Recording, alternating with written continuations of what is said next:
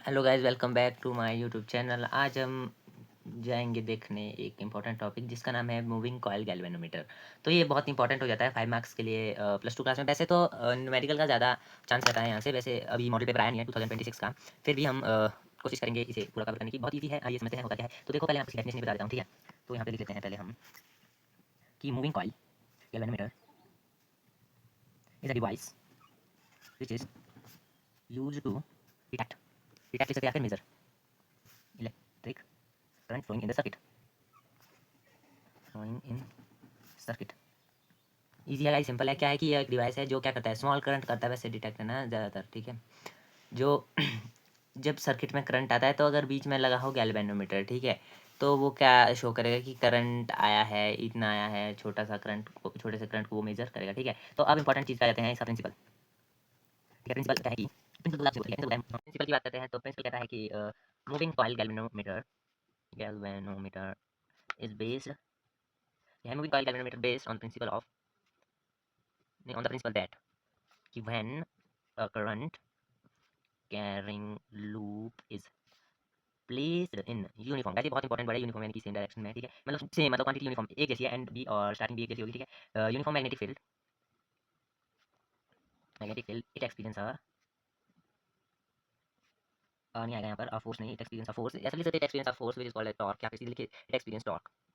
Guys छोटा सा principal है, आपके इसमें 1 मार्क्स एकदम ओके हो जाएगा अगर आप इसे अच्छे से लिखोगे। हैंडराइटिंग पे नहीं जाना गाइस, हैंडराइटिंग पे नहीं जाना, ठीक है। हैंडराइटिंग क्या है, वो कभी भी जिंदगी में हैंडराइटिंग आपका फ्यूचर डिसाइड नहीं करती है, ठीक है। तो जाना है कॉन्सेप्ट पे, ठीक है। कॉन्सेप्ट क्लियर है तो आगे बढ़ते हैं, ठीक है गाइस। तो चलिए, हेलो गाइस, इसकी कंस्ट्रक्शन पे आ जाते हैं। मैंने थोड़ा सा पहले बना दिया ताकि ज़्यादा टाइम ना लगे, ठीक है। तो इसमें क्या करते हैं, हम बीच में लेंगे हम एक स्फीयर, ठीक है। स्फीयर के आसपास हम कॉइल से इसे पूरा कवर कर देंगे। मान लीजिए इसके आसपास एक कॉइल लगी है, कॉइल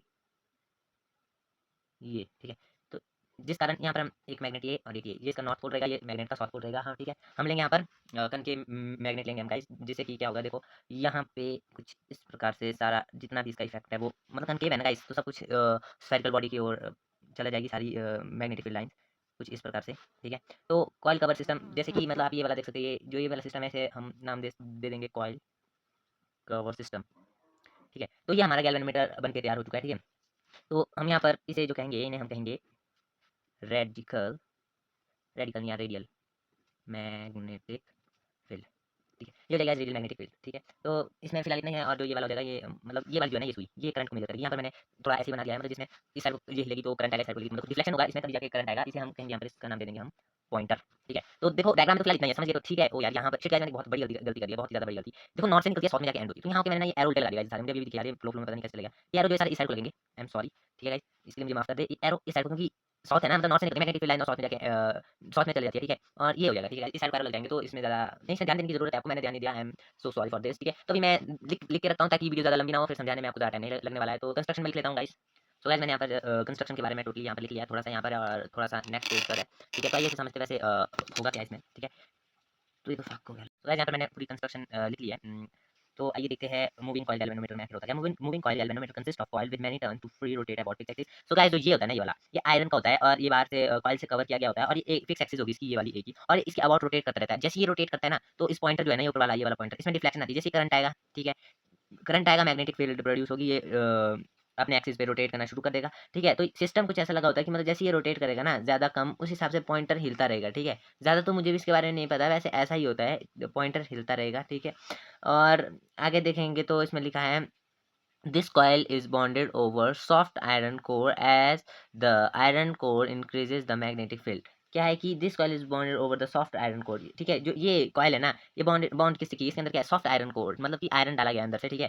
जैसे आपको पता है कि अगर कोई भी, मतलब अगर कॉइल के अंदर हम कुछ मटेरियल डालें, मतलब लाइक आयरन वगैरह, निकल वगैरह, तो मैग्नेटिक फील्ड इंक्रीज ही करेगी ना। हमने पढ़ा था, हमने तो क्या, आपने पढ़ा होगा, मैंने तो भी फर्स्ट वीडियो है ये, फिर मैं आपको बता रहा हूँ कि अंदर से जो, मतलब अगर हम इसके अंदर कुछ सॉलिड मटेरियल तो नहीं बोल सकते, कुछ आयरन निकल एक्सेट्रा वाला मटेरियल डाल दें कॉइल के अंदर, तो मैग्नेटिक फील्ड होती है ना, बाहर से जैसे हम उसमें करंट देते हैं तो सीधे मैग्नेटिक फील्ड होती है, वो इंक्रीज करती है, ठीक है गाइस। तो आइए नेक्स्ट पेज पर गाइस, जैसे कि आप देख सकते हैं नेक्स्ट पेज में लिखा है the coil is placed between two concave shape magnet which provide radial magnetic field. Mean to say, जैसे आप यहाँ पर देखेंगे कंस्ट्रक्शन में, ये तो क्या है, कनकेव शेप मैग्नेट्स है, ठीक है। कनकेव शेप मैग्नेट है, जो ये मैंने यहाँ पे लिखा था रेडियल मैग्नेटिक फील्ड, ठीक है। ये इसके लिए necessary radial magnetic field provide करते हैं गाइस, ये इंपॉर्टेंट हो जाता है ताकि जो बीच में ये चीज़ है ये रोटेट करे, ठीक है। जैसे ही रोटेट करके पॉइंटर हिलेगा, जो स्मॉल करंट वगैरह होगा ये उसे मेजर कर देगा, ठीक है। गैल्वेनोमीटर का ये काम होता है वैसे कि करंट को मेजर करना। तो आइए नेक्स्ट पेज पे अब हम इसकी वर्किंग को देखते हैं गाइस, वर्किंग देखेंगे अब हम।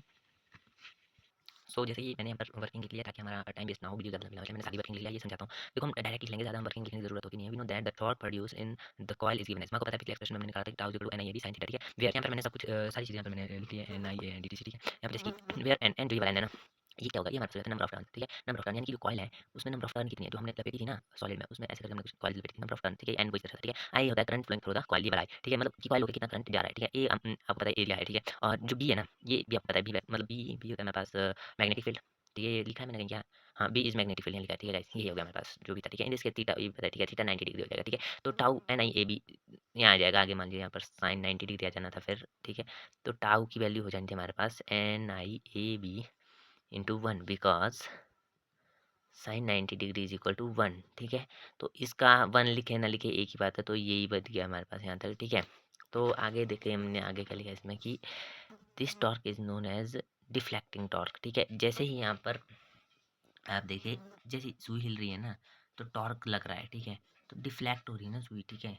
और so this torque is known as deflecting torque, ठीक है। As the coil get deflected the spring is twisted and restoring torque is developed, ठीक है। दरअसल क्या होता है यहाँ पर ना, स्प्रिंग लगा होता है, ठीक है।